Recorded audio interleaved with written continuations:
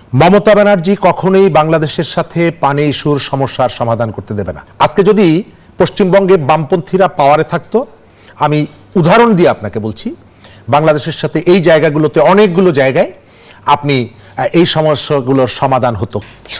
আমরা যে ধরেন একরকম নতজানব বাস্তবতায় বাংলাদেশ ছিল এতদিন, এখন বেশ স্ট্রং একটা ফোর্স দাঁড়িয়েছে, ভারত সঙ্গে চোখে চোখ রেখে কথা বলছে।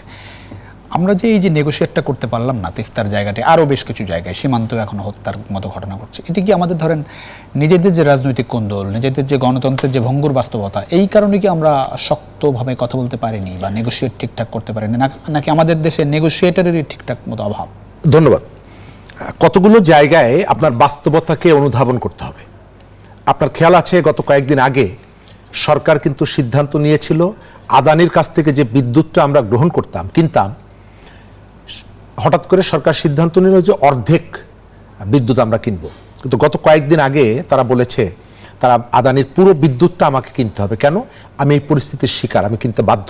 কারণ হচ্ছে যে সামনের রোজা এবং শুষ্ক মৌসুম, যদি আদানির বাকি বিদ্যুৎটা আমার এখানে না আনে, তারপরেও আমার প্রায় 1500 মেগাওয়াট আমার লোডশেডিং করতে হবে। সুতরাং কখনো কখনো সরকার বা সরকারগুলো পরিস্থিতির কারণে করতে বাধ্য হয়।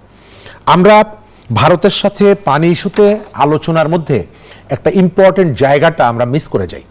আমি আপনাকে বলতে পারি এবং আমি আমার অবজারভেশনটা বলতে পারি, মমতা ব্যানার্জি কখনোই বাংলাদেশের সাথে পানি ইস্যুর সমস্যার সমাধান করতে দেবে না। কারণ এর সাথে তার সম্পর্ক, তার রাজনীতি, তার ক্ষমতা জড়িত। আমরা অনেক সময় ভুলে যাই। আজকে যদি পশ্চিমবঙ্গে বামপন্থীরা পাওয়ারে থাকতো, আমি উদাহরণ দিয়ে আপনাকে বলছি, বাংলাদেশের সাথে এই জায়গাগুলোতে অনেকগুলো জায়গায় আপনি এই সমস্যাগুলোর সমাধান হতো। কেন? কারণ হতো দৃষ্টিভঙ্গি। আমাদের অনেকেরই মনে নাই 96 সালে যখন গঙ্গার 30 বছরে যে পানি চুক্তি হয়, তখন ভারতের ক্ষমতায় এইচ.ডি. দেবগৌড়ার সরকার, ভারতের ইতিহাসের সব থেকে দুর্বল একটা সরকার, এবং বামপন্থীদের সমর্থন নিয়ে সেই সরকারটা ক্ষমতায় ছিল। কেন্দ্রীয় স্বরাষ্ট্রমন্ত্রী ইন্দ্রজিৎ গুপ্ত, সিপিআই এর জেনারেল সেক্রেটারি। পশ্চিমবঙ্গে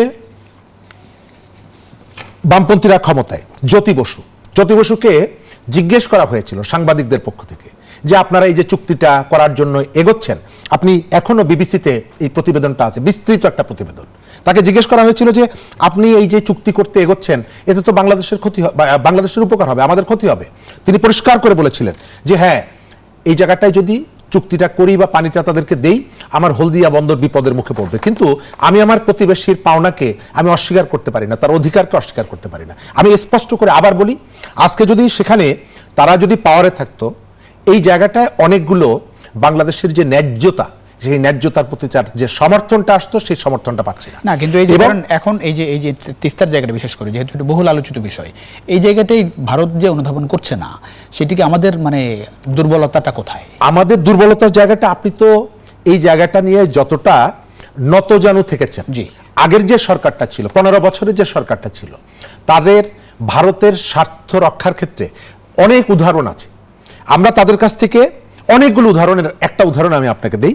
আমরা তাদের কাছ থেকে, ভারতের কাছ থেকে প্রায় 1,500 কোটি টাকা ঋণ নিয়ে আমরা একটা সড়ক করছি, চট্টগ্রাম পোর্ট থেকে খাগড়াছড়ির ভেতর থেকে কলকাতা পর্যন্ত, কলকাতার কাছাকাছি।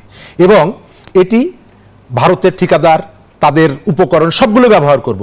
কেন করা হচ্ছে একেবারে চট্টগ্রাম বন্দর থেকে 4 ঘন্টার মধ্যে পণ্য যাতে সেখানে নিয়ে যাওয়া যায়। কিন্তু এটি তার কোনো গ্রান্ট না, এটি কিন্তু ঋণ। আমি ভারতের কাছ থেকে ঋণটা নিচ্ছি।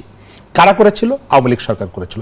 একই সাথে আপনাকে আমি এটাও মনে করিয়ে দিতে চাই, আমাদের যে এটা ভারত পাচ্ছে কেন? ভারত পাচ্ছে, আমাদের এখানে রাজনীতিতে তার প্রভাব বিস্তার করার একটা সুযোগ আছে। আমাদের এখানে, শুধু আমাদের এখানে না, আমাদের এই রিজিয়নে সে একটা বড় ভাই সুলভ আচরণ, দাদা সুলভ আচরণ, এবং আমাদের পলিটিশিয়ানরাও কিন্তু কখনো কখনো পাওয়ারের বাইরে থাকলে যে ধরনের বিপ্লবীপনা দেখান, ক্ষমতায় যাওয়ার পর সেই বিপ্লবীপনাটা অনেক ক্ষেত্রেই ভুলে যান এবং জনগণের স্বার্থের থেকে, রাষ্ট্রের স্বার্থের থেকে তার যে ক্ষমতা, তার যে গদি, এটা তার কাছে প্রায়োরিটির জায়গাটা এটা সামনে চলে আসে। সেই কারণে অনেক ধন্যবাদ, অনেক বক্তব্য একেবারে পরিষ্কার।